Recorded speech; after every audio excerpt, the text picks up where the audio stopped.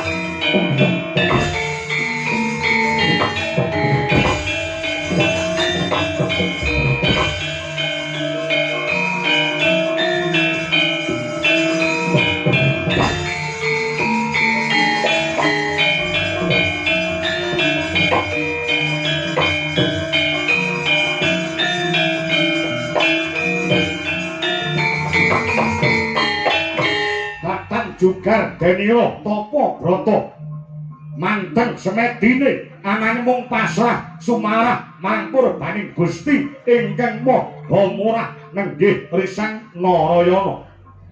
Kacarita ana Prabawa ingkang mijil saka angganing Sang Narayana tumempuh marang para sato kewan ingkang padha goro-godhog babar wujud pusaka cacah 3.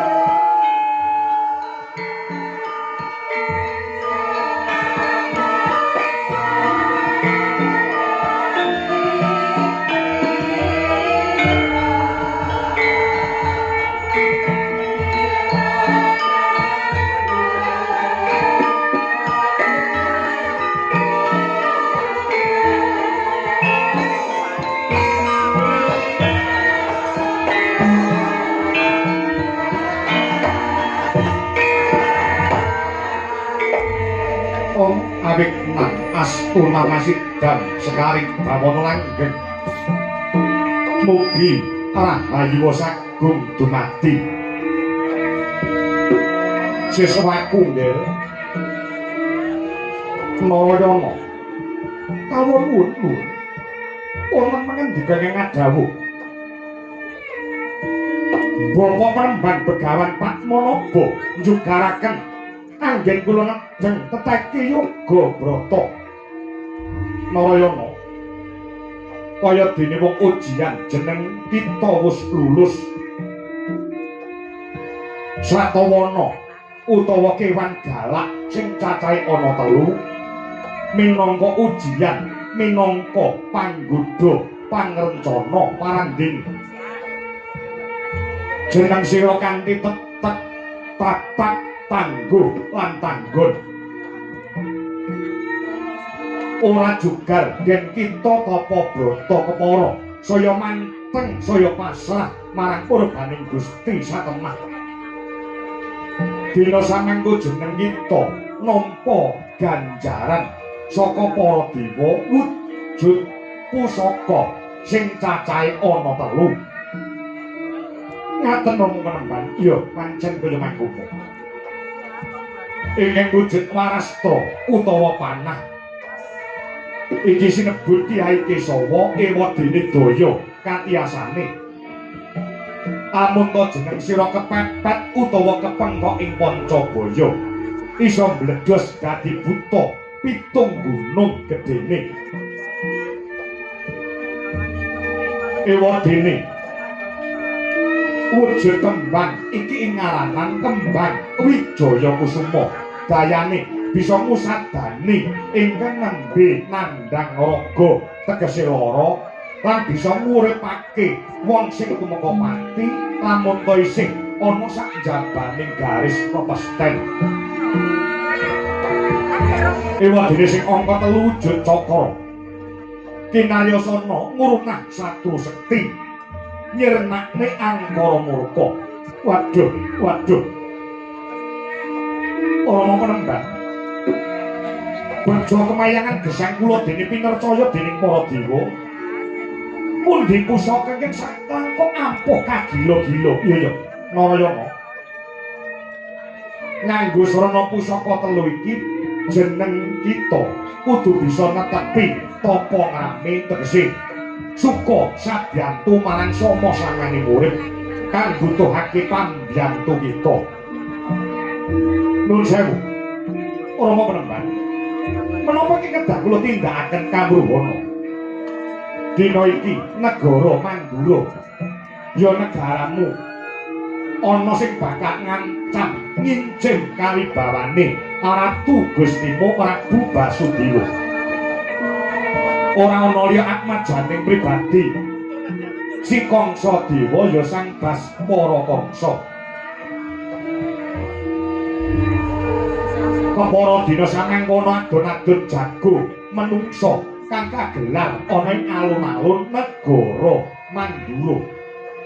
Ya nganggo pusaka cacah ana 3 iki jeneng sira kudu sabyantu buat repote negaramu Mandura.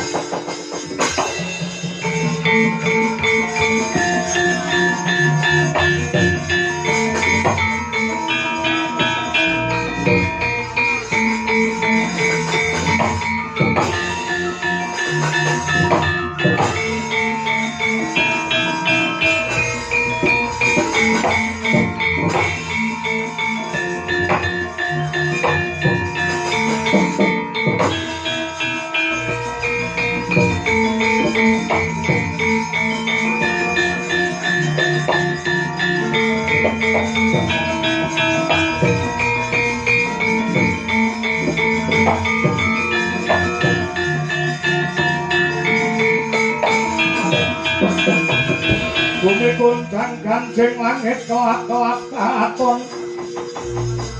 Lirgin sanging ngalis risang mawe gandrung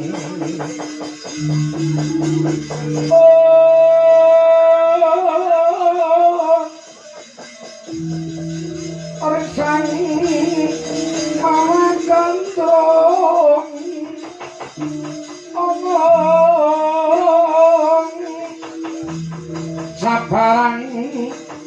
kadulu tuker moyak maye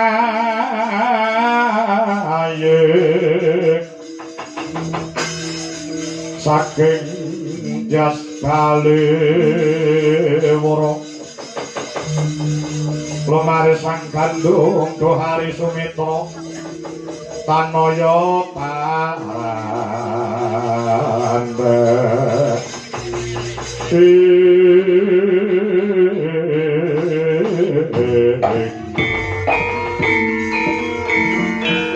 ana pandhita karya wangsit pindha pindha wong banget entalan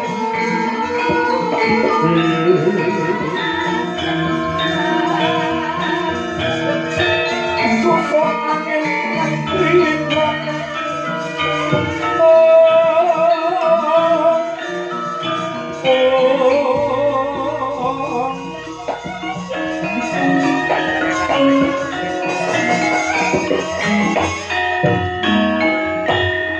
jeneng sira Nadyanto Mijil saka Karang Pradesan Narayana jinejer minangka dadi satriya satriyaning bangsa ingkang darbene wajib utawa jejiban bela negara bela bumi putah darah nganti tes-tese getih kang pungkasan tanpa beda para pahlawan kusuma bangsa biyen kanggo swani ngorbanke jiwa raga kanggo merdikaning negara Nuswantara nganti sakyahine inggih sendika kesaken dawuh Rama Menunggal tertentu sedaya pangandika paduka kula istirahaken budhal lumrih negara Mandura yen ana bot repote jeneng sira kang kudu tumandhang gawe sendika kesaken dawuh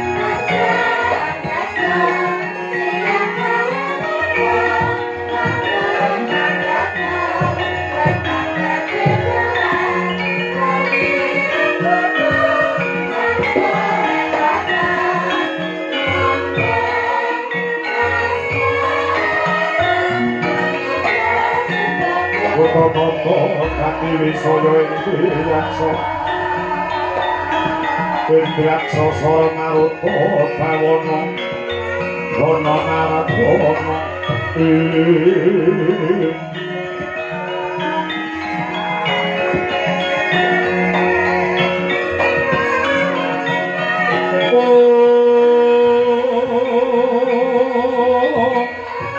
Setong jero tambahan wae romek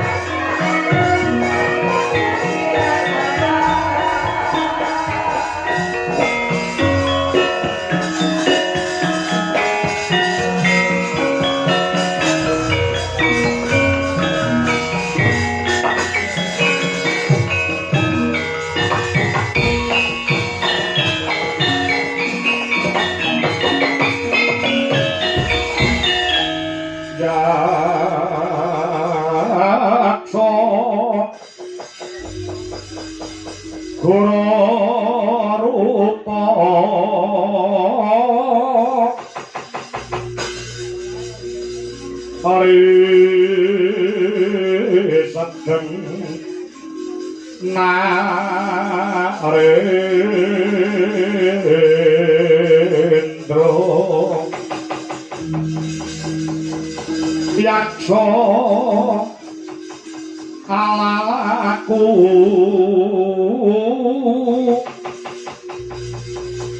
kang mawalengkan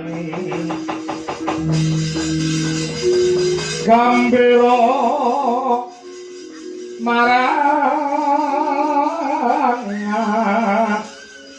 bagi sesiung Mato Prabowo Goro mawalian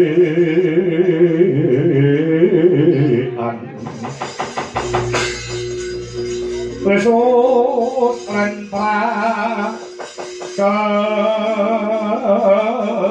kempong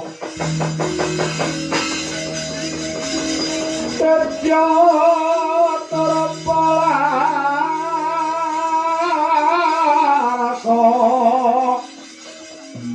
mrih coronane awan mrih coronane lawan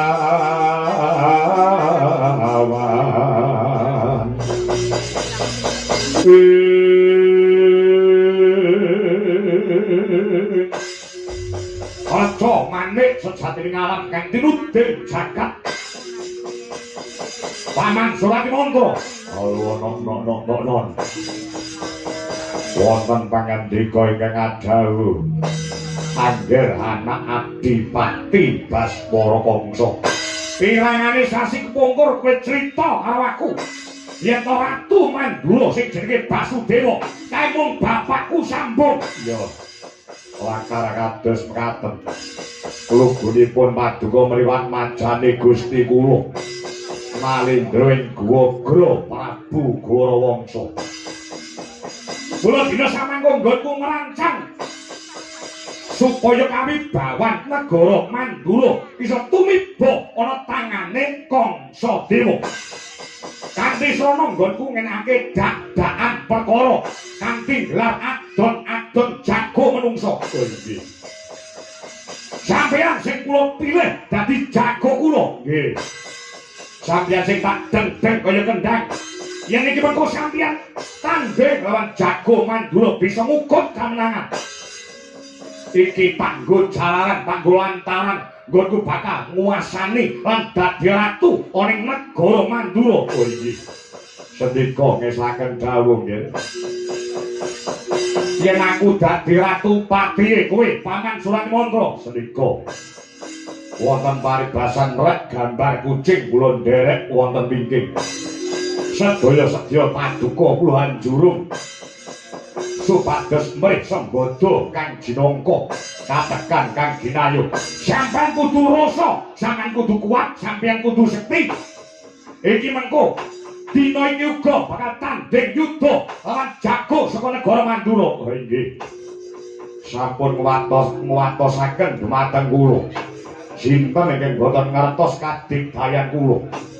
Kula menika sekti Mandra Guna Prawira Jayeng Palagan. Paribasanipun tinatah mendhat jinara menter pinaku gedhat. Binedil jundil aja menika lamake manungsa. Nadyanto dewa medhun gawa gaman bledhek. Boten badhe iso ngalahne kegiatan pun Suratimandra. Aja sumbar ndak aber sendika. Aja kakean janji ning bukti sendika ngesaken dawuh.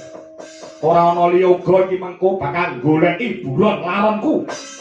Kabar sing sumebar Basudewa sing jare bapakku kuwi duwe anak cacahe ana 3. Jenenge Kakrasana Narayana kang sarta lara ireng. Kanthi tontonan adon-adon jago kang digelar ana ing alun-alun.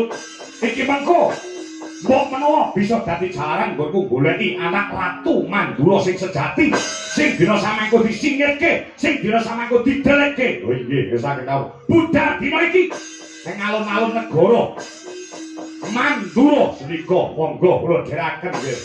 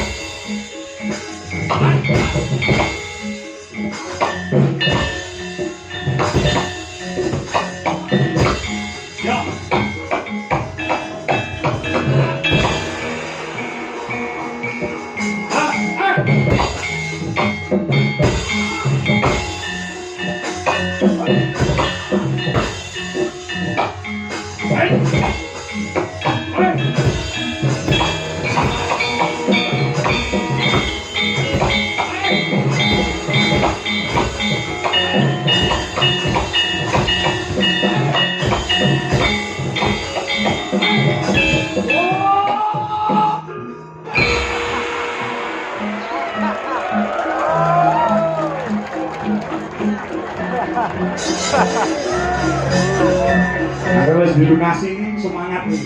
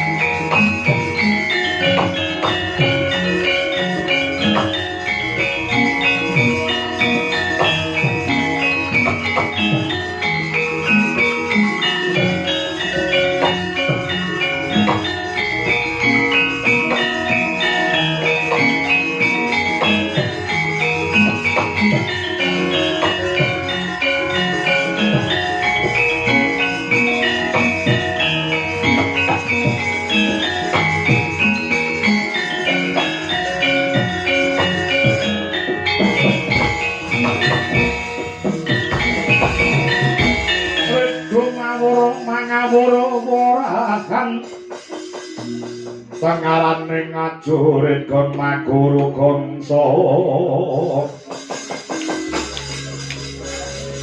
tata kaya tutula para panjiting orang pasti menyang cuaca kang kakiter kata ingkang bojo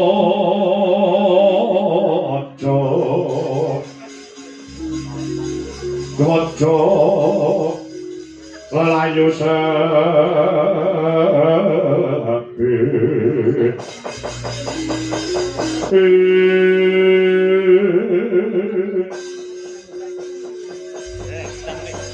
Paman Gosip kawon wonten pangandika ingkang ngadhawuh nggih anak Adipati Baskara Wangsa kira-kira negara Mandura pun entuk jago napa dereng lho niki sampun wonten wingking kula menika jago saking negari Mandura namipun Bratasena ingkang mija saking pertapan Saptawarga Bratasena inggih lakar kados mekaten. Yen ngono apa sing dadi sedyaning Kangsa Dewa diudaneni dening Kanjeng Rama Basudewa inggih lakar kados mekaten. Paduka ingkang badhe gelar wujudipun tontonan adon-adon jago negari Mandura tananipun ingkang sipun Prabu Basudewa namung derek kersa padukan anak Adipati Baskara Wangsa. Tontonan iki langka utawa langka urung nate kagelar ana ing alun-alun negara Mandura. Mula sing do nonton sing padha mirsani nganti kebak papan palenggahan bae ora muat nggo ngadahi para sing padha kepengin nonton kaya apa to gayenge kaya apa to regenge adon-adon jago wingi. Lajeng kersanipun gandeng sing nonton akeh. Iki ora gate ora sithik. Pripun? Iki ora gate ora sithik. Yen perlu kliwat saka 100 yuta mula nek ora ditotohi ora regeng. Nek ora nganggo totoan ora gayeng. Totoanipun 1 miliar sampean wani wantun. 10 miliar wantun. 1 triliun wantun. 200 triliun wantun. Dojok wantun. Prawan wantun. Nek sampean wani terus dipolke dipentokne sisan. Dipentokne kados pundi? Totoane dipolke. Bur manuk. Bur manuk mriku tegesipun. Bur manuk iki tegese nganti jago saka negara Mandura. Sinten wau? Bratasena. Bratasena ingkang tumeka pati wonten ing Blabar, Kawat Janget Cilencang. Ratu Mandura Kanjeng Rama Basudewa kudu lunga ngadeg tanpa nggawa bondo minggat saka negara Mandura. Kosok baline nek nganti jago kula Paman Surati Mantra sing kalah sing mati wonten ing Blabar Kawat mboten namung bumi sengka kula gulu kula udoke. Totoane negara nggih, totoane nyawa nggih. Nek nganti wong Mandura ramani, Mandura cireh getih wedi mati. Piye Bratasena?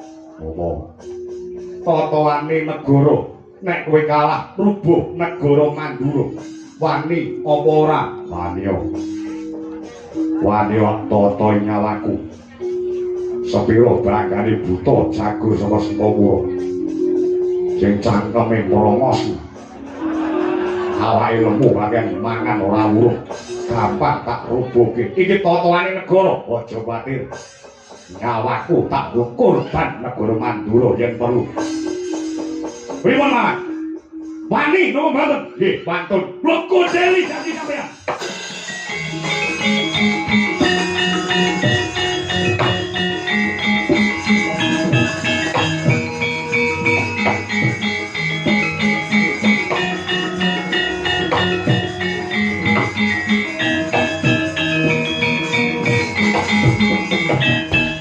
Menika menapa nggih? niki surat kekancingan, surat kanyatan nek pun wonten perjanjian ing antaraning kula kalian panjenengan babagan totoan atur-atur jago niki kudu ditandha tangani, kudu ditapasmani, men kuat, men rasa. Nggo, sampeyan kula aturi tandha tangan niki pulpen. Nggo. Sampeyan wonten sisih tengen. Nggih. Kula wonten sisih kiwa mriki. Men saya bakoh, men saya rasa, men saya kuat. Nyenekne bisa. Napa niku? Setempel. Nek ora disetempeli ora iso metu duwite. Niki sampeyan apa kula? Kula mawon sing gowo. Ndak sampean kula lali. Nek nganti nglincati janji. Serat niki kula munggah wonten ing meja ijo pengadilan negara Mandura. Monggo. Manggawa munggah jago sampeyan wonten ing blabar kawat sangat cincang. 5 menit jago kula nusul.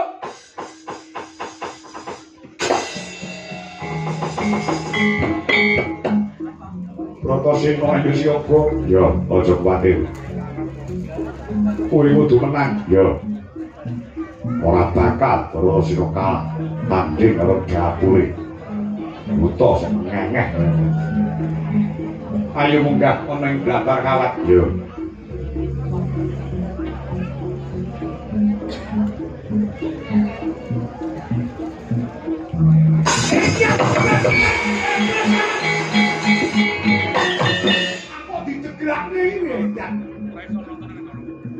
Komentar kowe Bratasena. Malah turu mboten.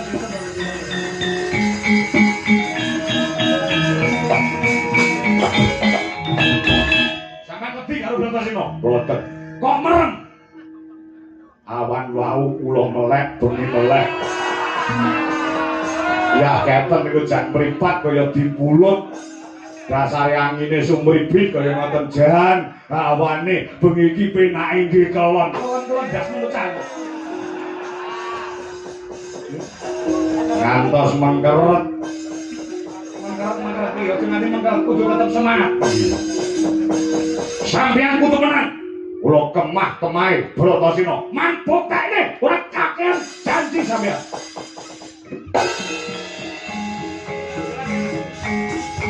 Hei, kono lho. Ake nang kene ra.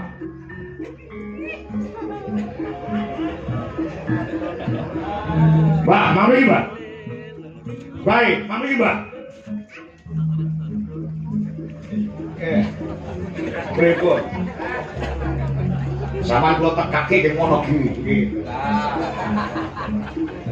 Piye carane jago kula kudu menang. Ampun kuwatir.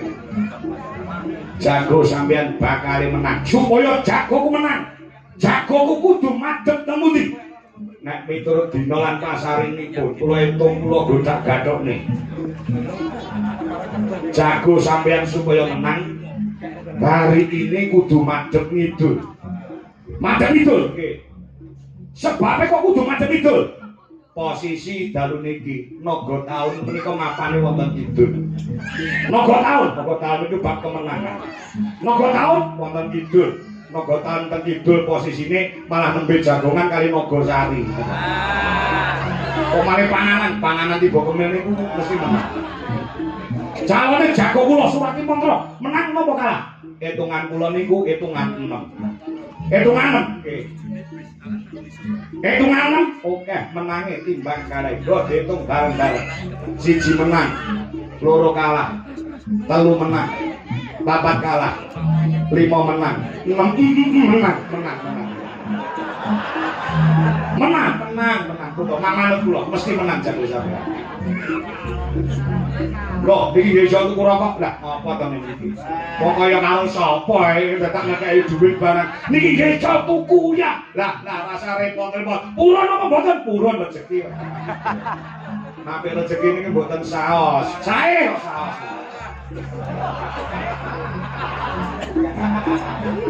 Mandungae, jago menang. Nek aku dadi ratu, tak dadane pujangga negara Mandura. Nggih, kita ngejauh. Ampun kuwatir.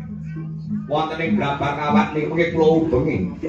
Mau bengi ping pira? Ping 17. Sama ubengi ping 17 nggih. Kula ubengi ngubeng ngoten. Ngubeng terus ngoten niku kalih kula sebari uyah. Sebari uyah nggih. Karo apa? Kalih tahu. Kalih donga ngoten.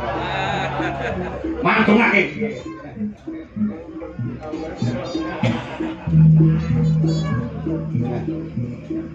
Wong pangkat yang goblok iki kok.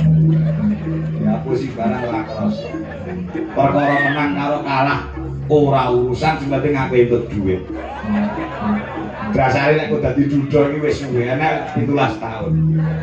Umume enek rezeki jare kabare kok enek pedotan cah wedok geleman udakara umure 20 tahun. Kok menawa kena ditanjake wong timbang dadi akeh.